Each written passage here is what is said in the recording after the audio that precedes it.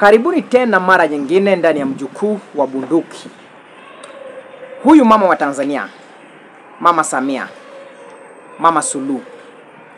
Huyu mama sasa amebadilisha story ya kwamba wale ambao walikuwa wanafanya maandamano Dodoma, Dar es Salaam, Singida, wao walikuwa wageni.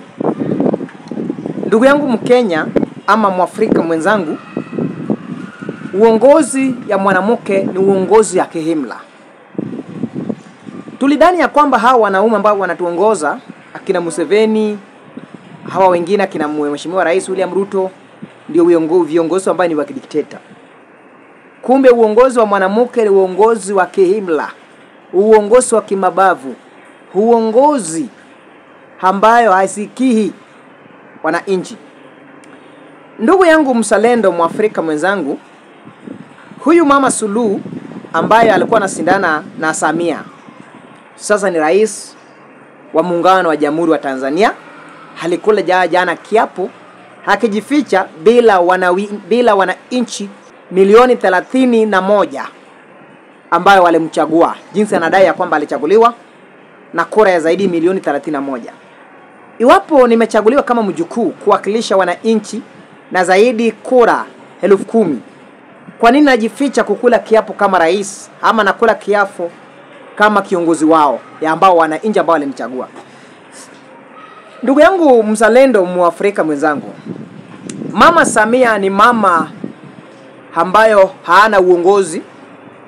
Mama Samia ni kiongozi ambayo hana maarifa yoyote ya kiongozi. Na Mama Samia aliona ya kwamba hii ndio opportunity ambayo anaweza kuamilia mamlaka baada ya kifo ya marehemu Rais Pombe Magufuli.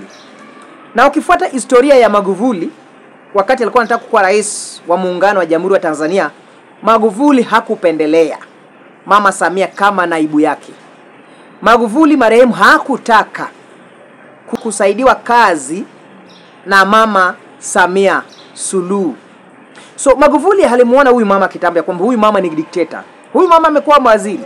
Huyu mama amekuwa amesikilia nyadhifa mbalimbali kuwakilisha maeneo ya nchi ambayo anatoka, kama nchi ambayo inajulikana kama naitwaje, hii kiziwa ambayo iko Tanzania.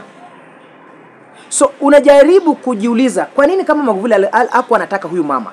So wanachama ya CCM ndio walimlazimisha marehemu John Pombe Magufuli na huyu mama. Kwa sababu Magufuli alikuwa waziri, huyu mama alikuwa waziri. So Magufuli alimjua huyu mama kitambo kwamba huyu mama ni dikteta. Huyu mama hana uongozi. Huyu mama ni mama ambaye ukimpea nafasi ya uongozi hata kumla na nguo zako. Na tumeona namna zaidi wa Tanzania wameuliwa. Taarifa ambayo inasemekana kwamba zaidi ya Watanzania 700 wameuliwa. Na nani wameuliwa? Na askari ya Tanzania, kitu ambayo haijawahi tokea jijini Tanzania tangu mwanzo. Tangu Julius Kambarage Nyerere hakuwa rais wa kwanza wa muungano wa Tanzania, hajawahi tokea vifo kule Tanzania kuhusu mambo ya uchaguzi wa urais, haijawahi onekana. Sasa mama huyu, mama ambayo anaongoza wa Tanzania no kimabavu, anasema kwamba wageni ndio walienda kufanya vurugu. So mimi nashindwa, ilifikaje wageni wakaleta vurugu Tanzania?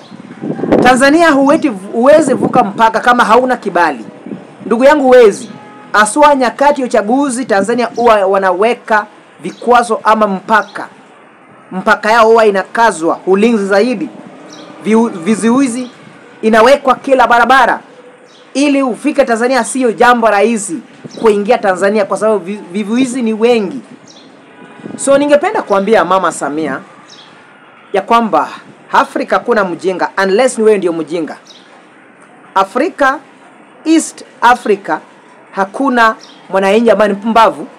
Wengi walisema ya kwamba Tanzania ni mpumbavu, lakini umeona ya kwamba Watanzania wanakuambia kwamba sisi kama wapiga kura wa Tanzania, sisi sio wapumbavu. Ndugu yangu Mkenya, ndugu yangu Mtanzania, ndugu yangu Uganda, ndugu yangu mwana Burundi, na ndugu yangu mwana Congolese, na ndugu yangu mwana Rwanda, lazima tusungumuze kwa kauli moja kama wananchi ya kwamba enough is enough. Tuko na viongozi ambayo baadhi wao wanajijali, na familia yao, na nia yao kuu ni kupora taifa letu ambalo ni Afrika, kisha wanaenda kujiwekeza mali hizo ambao wamepora Afrika, wanaenda kujiwekeza wapi? Kule katika kwenye nchi ya wazungu. So lazima tujiulize, kwa nini wazunguni ni tajiri? Ni mali ambayo wameibwa na marais wa Afrika, kisha wanapeleka kule maeneo ya wazungu. Mama Samia, rais ambaye anadai kwamba amechaguliwa na zaidi ya idadi ya kura wingi sana kushinda hata marehemu John Pombe Magufuli, ya kwamba imekuwaje milioni 31 sasa inakuwaje tena baada ya kupata zaidi ya kura milioni 31 unakula kiapo ukijifungia ya kwamba wale waliochaguliwa na baadhi ya wageni ambao walikwa? Na kama ni rais ambayo amekula kiapo kihalali ama ameshindwa kihalali, kwa nini baadhi ya marais hawakuonekana? Hatukuona Rais Museveni, hatukuona Rais Kagame, hatukuona Rais Felix Tshisekedi wa Kongo, hatukuona Rais William Ruto. Kwa nini hao marais hawakufika? Kwa nini viongozi wa Afrika hawakufika? Hata mwenyekiti hakufika. Hiyo ni ishara tosha kwamba huyu mama hakuchaguliwa. Huyu mama, kuna baadhi ya viongozi hapa Afrika walimsaidia huyu mama kukaa katika kwenye hiyo kiti kimabavu, lakini hatadumu katika kwenye hiyo kiti. Narudia, Mama Samia hatadumu katika kwenye hiyo kiti kwa sababu Wanatanzania wamemjua. Wanatanzania washakumjua. Sasa mama huyu ako na kazi ndefu kufanya ile asawishi wapiga kura hawa ambao anadai kwamba walimchagua yeye katika kwenye 98%. Ndugu yangu mwana Afrika, ninarudia kwamba uongozi wa wanawake ni uongozi wa kihimla. Ndio maana nimejiuliza kila mara, kwa nini Amerikani ambao wanasema kwamba wao ni wanademokrasia hawajawahi kubali kuongozwa na mwanamke? Hawajawahi kubali kwa vyovyote kutawaliwa na mwanamke. So unafaa kujiuliza, kwa nini hii Amerika ambao wanasema kwamba ni wanademokrasia hawawezi kubali kuongozwa na wanawake? So hiyo ni ishara tosha kwamba uongozi wa wanawake ni uongozi wa kihimla, uongozi wa kidikteta. Therefore nataka kusema ya kwamba tuko na viongozi baadhi ya wao Afrika Mashariki ambao wafai kukaa kwa uongozi. Number 1 ni rais wetu Mheshimiwa Rais William Ruto, kwa sababu yale Mheshimiwa Rais alituahidi kama wa Kenya hajawahi tekeleza, ila amevunja agano ambayo aliweka kati yetu wananchi na yeye kama kiongozi ambaye alichaguliwa na wananchi. So hafai kukaa katika kwenye mamlaka. Vitu ambavyo tuahidi mapochopocho mazuri hawajawahi tekeleza. Hila, majonzi, kilio na mateso ndio inazidi Kenya. Ukienda jijini pia Tanzania, mama ambaye alipata uongozi kama inaongozwa na marehemu Magufuli vizuri, ambayo watu walikuwa na enzi Magufuli. Sasa yeye amevunja kanuni ambayo Magufuli ameleta. Sasa akaleta uongozi wa kihimla. Sasa uongozi ambayo hufai kusungumuza maoni yako kama mwana Tanzania. Sasa akajiweka tena katika kwenye kiti kwa sababu uongozi wa kihimla hakiongozwa na watu kama hawa ambao wanakuwa hapa Afrika. Asua, hii ndio kitu tunafaa kujiuliza. Jakaya Kikwete ni rais ambaye anasaliti nchi yake. Jakaya Kikwete, hao ndio baadhi ya viongozi ambao wamesambaratisha Tanzania, ya kwamba iwapo Jakaya Kikwete hangetaka huyu mama kuua wa Tanzania, angeruhusiwa kukalia kiti. Lakini akina Jakaya Kikwete ndio wana mislead nchi ya Tanzania pamoja na barani Afrika. Nchi ya tatu ni nchi ya Uganda. Nchi ya Uganda tumeona Kizza Besigye, jamaa ambaye amekuwa daktari ya Rais Museveni muda mrefu.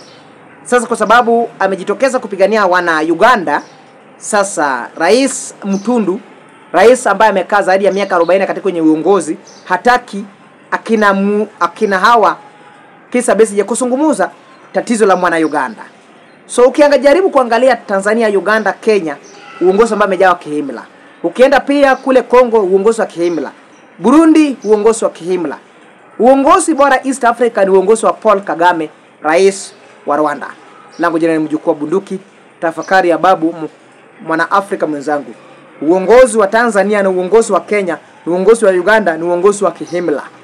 Lazima tujisanyike, tusungumuze tatizo letu kama wana Afrika.